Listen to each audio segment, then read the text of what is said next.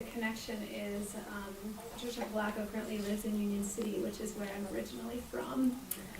I'm going to be reading an excerpt from the book Braiding, Sweetgrass by Kimmerrer. It speaks about indigenous wisdom, scientific knowledge, and the teaching of plants. I'm a lover of nature, and this is a book that really came to me this summer, and I'm still sort of sitting with some of its words.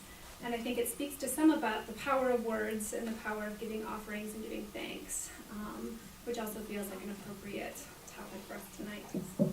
So this is an excerpt from the chapter in Offering. Our people were canoe people until they made us walk, until our lakeshore lodges were signed away for shanties and dust. Our people were a circle until we were dispersed. Our people shared a language with which to thank the day until they made us forget. But we didn't forget, not quite. Most summer mornings of childhood, I woke to the sound of the outhouse door, the squeak of the hinge followed by the hollow thunk as it shut. I rose to consciousness through the hazy songs of vireos and thrushes, the lapping of the lake, and finally the sound of my father pumping the tank on the Coleman stove.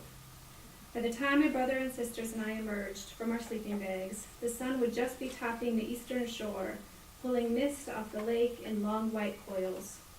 The small 4-cup coffee pot of battered aluminum, blackened with the smoke of many fires, would already be thumping. Our family spent summers canoe camping in the Adirondacks, and every day began this way. I can picture my father in his red checked wool shirt, standing atop the rocks above the lake. When he lifts the coffee pot from the stove, the morning bustle stops. We know without being told that it's time to pay attention. He stands at the edge of camp with the coffee pot in his hands, holding the top in place with a folded pot holder. He pours coffee out on the ground in a thick brown stream. The sunlight catches the flow, striping it amber and brown and black, as it falls to the earth and steams in the cool morning air. With his face to the morning sun, he pours and speaks into the stillness. Here's to the gods of Tahawus.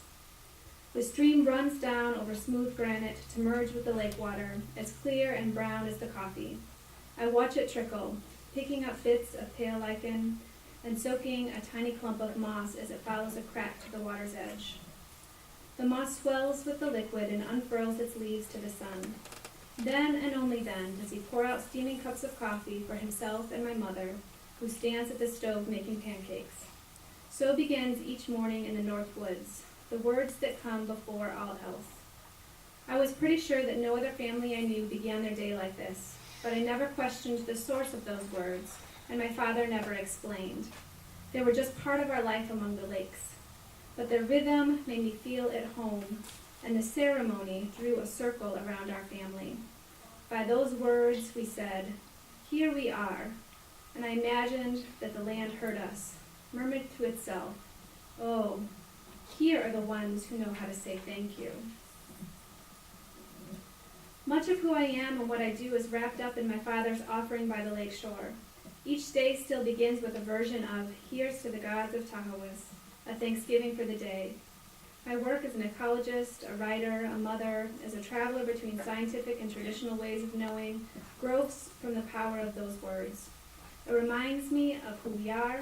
It reminds me of our gifts and our responsibility to those gifts. Ceremony is a vehicle for belonging, to a family, to a people, and to the land. At last I thought that I had understood the offerings to the god of Tahawus. It was for me the one thing that was not forgotten, that which could not be taken by history, the knowing that we belonged to the land, that we were the people who knew how to say thank you. It welled up from a deep blood memory that the land, the lakes, and the spirit had held for us.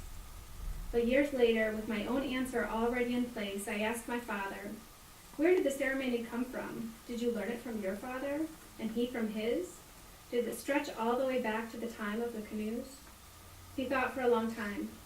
"No, I don't think so. It's just what we did. It seemed right." That was all.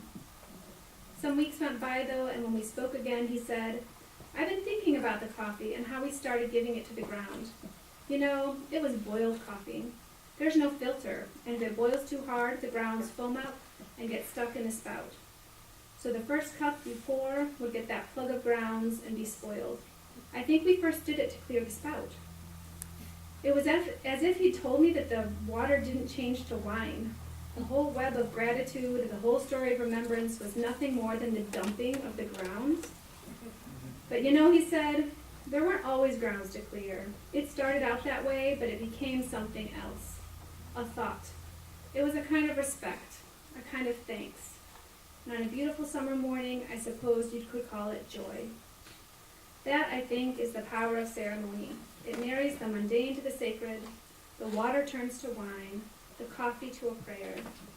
The material and the spiritual mingle like grounds mingled with hummus, transformed like steam rising from a mug into the morning mist. What else can you offer the earth, which has everything? What else can you give but something of yourself? A homemade ceremony, a ceremony that makes a home.